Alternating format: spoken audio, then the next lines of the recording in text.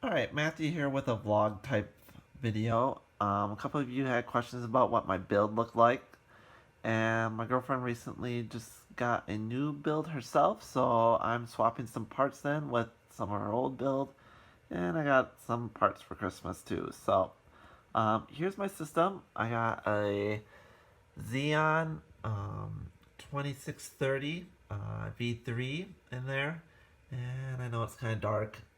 I also got 4 DIMMs up to 32 gigabytes of ECC memory. We're swapping out video cards at the moment. Over there is my old main one, which was a 750 EVGA, and I'm putting a 750 Ti, which might not sound like a big upgrade, but the biggest well, I mean, this card's been in here since the beginning, and what you saw in the video was Windows running off of a 980, and that's that other card that's in there at the moment, and that is a EVGA one too. And so that was the one we were passing through in my other video. And if you don't know what I'm talking about, take a look here. Should be a description. I'm also doing some more storage stuff right now. I got a RAID 5 of 4 1.5 terabyte hard drives, and those are of the Western Digital variety.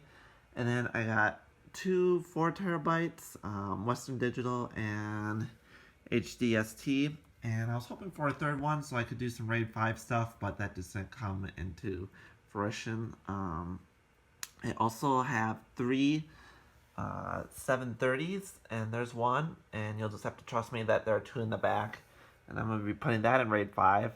Now, I've had the 3 730s for a while, but I actually threw one in my MacBook Pro a while back, and really didn't think about it, and I'm like, oh wait, I could be putting this in my server and have stripe it, well, or I don't know. I haven't decided which RAID I'm going to do yet, but yeah, certainly with 3 730s, only 240 gigabytes, but still, that's more than enough. Let me just show you a little bit of my other stuff that I got going on at the moment. Here is what my girlfriend's old system looked like. That's a Q6600, 755, so obviously not the best thing in the world. But hey, that processor is still not the worst thing out there in the world. Forgive the mess. I'm reinstalling Mac OS Lion, and hopefully then going straight to El Capitan and not having to go through all the other ones. But this is a 2011 MacBook Pro, so yeah, such is life, I guess. Um, and then I have a pfSense router right here. That also has a Q6600. That's overkill, but it's the only leftover parts I have at the moment after my other router died. I had a TP-Link, one of their load balancing routers, just suddenly kaputs on me. So in a scramble, I had to grab some parts and build that router, and you have to forgive the messiness.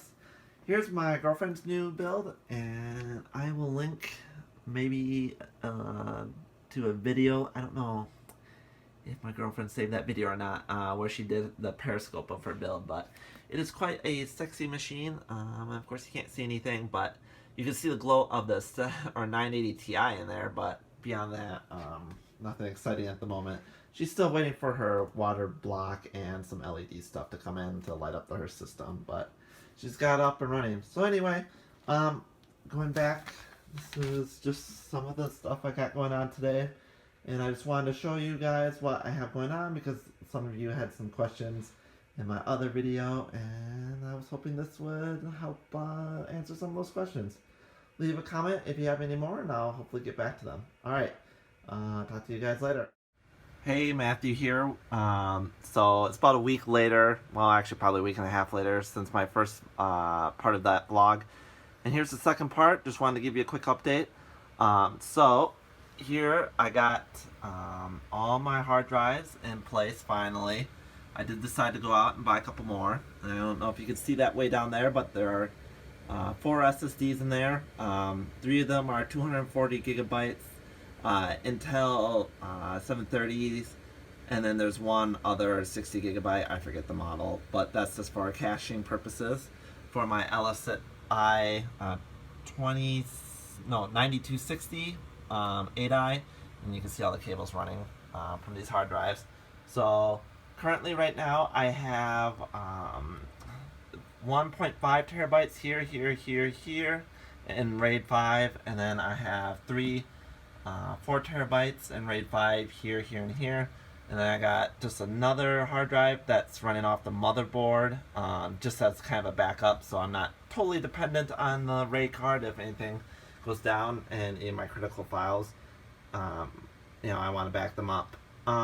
Yeah, the reason why I'm kind of doing this vlog today is for two reasons. Number one, just to kind of talk about the pain of transferring files over. It was just a big mess, and the reason why I'm kind of adding on to my initial blog was that it took me a long while to get all my files transferred over and happy.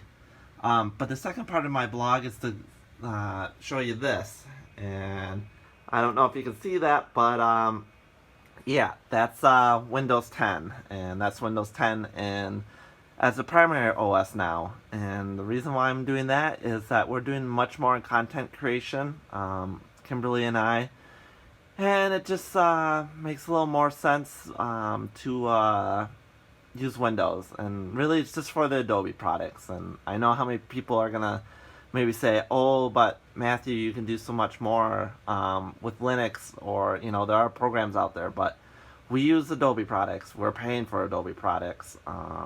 Kimberly has learned on Adobe products. I've learned on Adobe products, and it's just become too much of a mess to be working on a VM, Windows 10, and then try to get both the performance and to keep it stable. When you're trying to render something or use a lot in the VM, sometimes you have problems, and so I just needed more stable. But it doesn't mean I'm not using Linux. I don't know if you see that up there, but I do have VirtualBox running.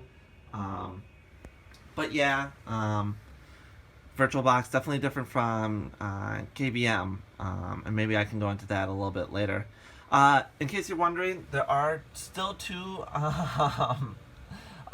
video cards in there, the 980 and the 750 Ti. And the reason for that is, I don't know if you can see my 3-monitor display here, but yeah, two of my displays, which are the X-Star DP2710s, the 1440 models, the cheap Korean models, they only work on DVI dual link, and as most of you guys know, these cards only have one DVI dual link out, and you cannot use a DVI to, a DisplayPort to DVI adapter. It needs to be an active one, and I only have passive ones. Yeah, they're probably like $20 adapter, but if I have the cards, I don't have the adapter, so I decided to throw a 750 in there still.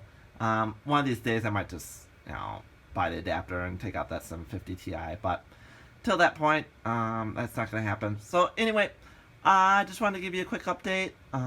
We have a lot more exciting content coming out, and we'll see how this channel evolves, and I just wanted to give you an update. So hopefully we'll see you back here sometime soon.